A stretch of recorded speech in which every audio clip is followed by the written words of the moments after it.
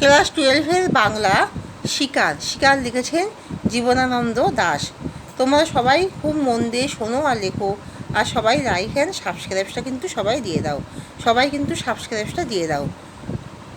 শিকার কবিতায় ভোরবেলার আকাশ এবং গাছপালা দেখে শিকার কবিতায় কবির কী মনে হয়েছিল? কবি জীবনানন্দ দাশের মনে হয়েছিল ভোরবেলার আকাশের রং ঘাস ফড়িংয়ের দেহের মতো কোমল নীল এবং পেয়ারা নোনা প্রভৃতি চারপাশের গাছের রং টিয়ার পালকের মতো সবুজ। আকাশের সঙ্গে ঘাস ফড়িংয়ের দেহ কিংবা টিয়ার পালকের সঙ্গে গাছের রঙের তুলনা কবি করেছেন কেন? কবি জীবনানন্দ দাশ নৈসর্গিক সৌন্দর্যের প্রাণময়তা এবং গভীরতাকে ফুটিয়ে তুলতে আকাশের সঙ্গে ঘাস ফড়িংয়ের দেহের কোমল নীল আর গাছপালার সঙ্গে টিয়ার পালকের সবুজ রঙের তুলনা করেছেন। একটি তারা এখন আকাশে রয়েছে। কোন সময়ের কথা বলা হয়েছে?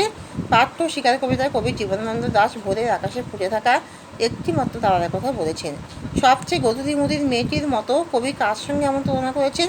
কবি জীবনানন্দ দাশ ভোরের আকাশে ফুটে থাকা তারাটির রূপময়তাকে পাড়াগার বাসর ঘরের সবচেয়ে গধূলি মুদির মেয়েটির সঙ্গে তুলনা করেছেন। একটি তারা এখন আকাশে রয়েছে। এখন শব্দটি ব্যবহারের কারণ কি? ভোরের আকাশ ক্রমশ আলোকিত হয়ে ওঠার কারণে কেবল একটি তারাই ফুটে আছে।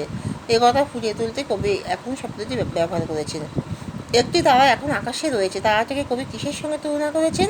কবি জীবনানন্দ দাশ ভোরের আকাশে জেগে থাকা একটিমাত্র তারার সৌন্দর্যকে পাড়াগার বাসর ঘরের গধূলি গধূলি মদির মেয়েটি কিংবা হাজার হাজার বছর আগের মিশরীয় মানবীর বুকের মুক্তার সঙ্গে তুলনা করেছেন। টিয়ার পালকের মতো সবুজ কিসের সঙ্গে এমন তুলনা?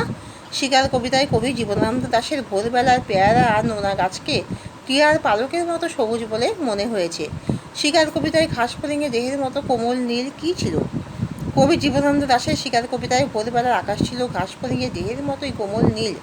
সারা রাত মাঠে আগুন জ্বেলেছে। কারা আগুন জ্বেলেছে? হিম রাতে শরীর রাখবার জন্য দেশুলিয়ারা সারা রাত মাঠে আগুন জ্বেলেছে।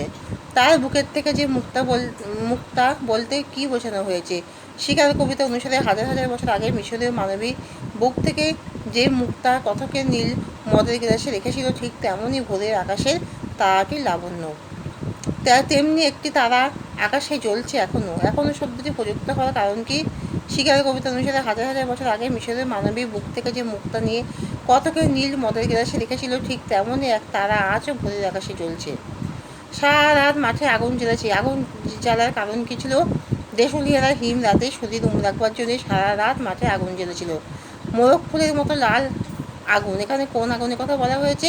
মোরগ ফুলের মতো লাল আগুন বলতে দেশুলিয়ারা হিম রাতে শরীর রাখার জন্য সারা রাত মাঠে যে আগুন জ্বেলেছিল তার কথা এখানে বলা হয়েছে। এখানে শেষ করছি। তোমরা সবাই কিন্তু লাইক অ্যান্ড সাবস্ক্রাইবটা কিন্তু সবাই দিয়ে দিও।